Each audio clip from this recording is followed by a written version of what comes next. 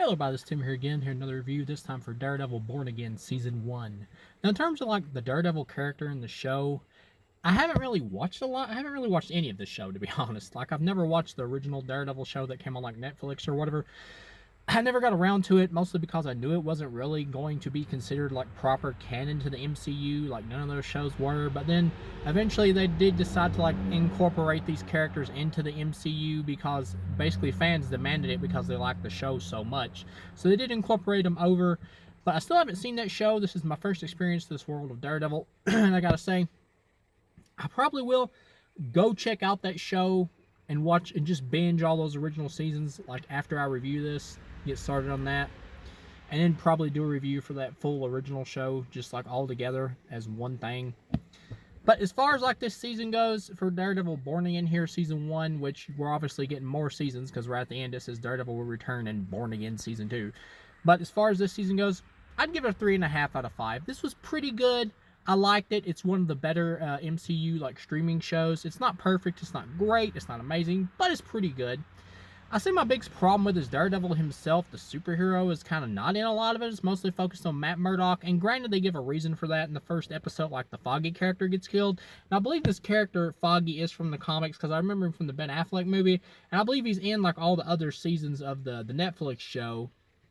And so it may come off a little surprising to people that they kill the character off here, but pretty much after that, he just doesn't really want to be Daredevil anymore.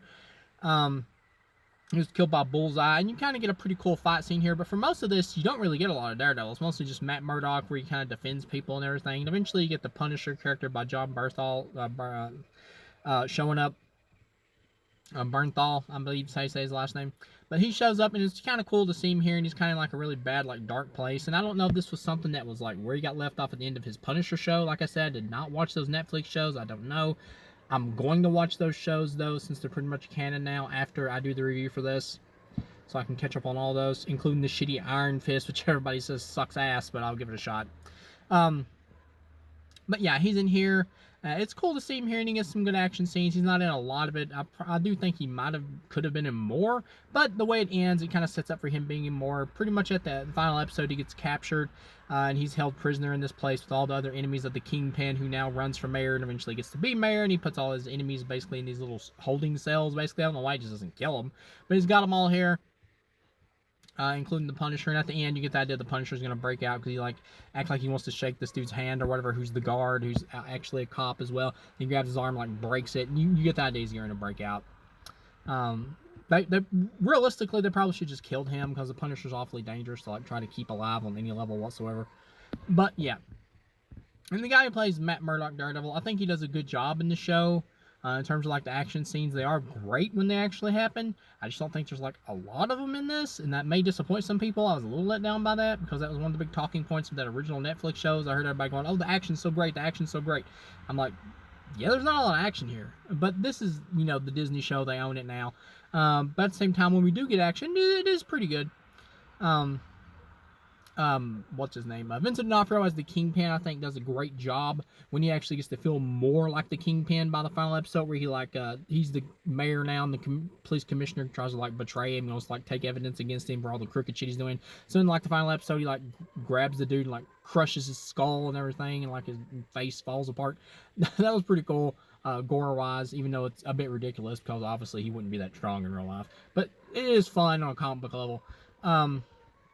For most of it's just like kind of Kingpin running for mayor and everything, and you get the idea that he really thinks in his mind that he's doing good, by running for mayor, but at the same time he's still willing to use all the crooked ways and shit that he learned from being a criminal. I think it would have honestly been more interesting if he didn't do any of that and he was actually trying to run like a legit like mayor campaign or something, but his arc could have been like all the people like going against him and everything and all that because they didn't trust him and everything because he used to be the asshole Kingpin that he just gives up and goes back to his asshole ways. I think that would have kind of been more interesting, but no, he's just kind of the same dick he always was. From what I've seen of the character in the other media, like Hawkeye and shit, and the Echo, I believe was he in the Echo show? I can't remember, but the Hawkeye one I know. Echo was pretty forgettable, but yeah, he just kind of seems like the same dick, just now mayor, just mayor dick. But yeah, overall, I'll give this a 3.5 out of 4.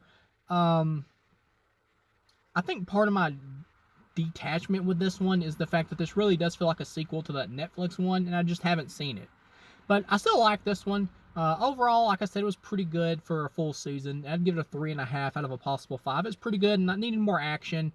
There was this other character named like the Muse or whatever that shows up. Who's like a serial killer who just like murders people and paints paintings with their blood or whatever. And he's just a crazy guy who knows Taekwondo. He's just a serial killer. He just kind of shows up. He's played by the kid that was in the first season of Wednesday. I believe he's also in season 2. He's like Jenna Ortega's love interest in that first season. He's just a crazy guy. He's just kind of there. Like he just shows up. There's really no reason for this character, but it feels like he's just kind of put in here just to have another action scene.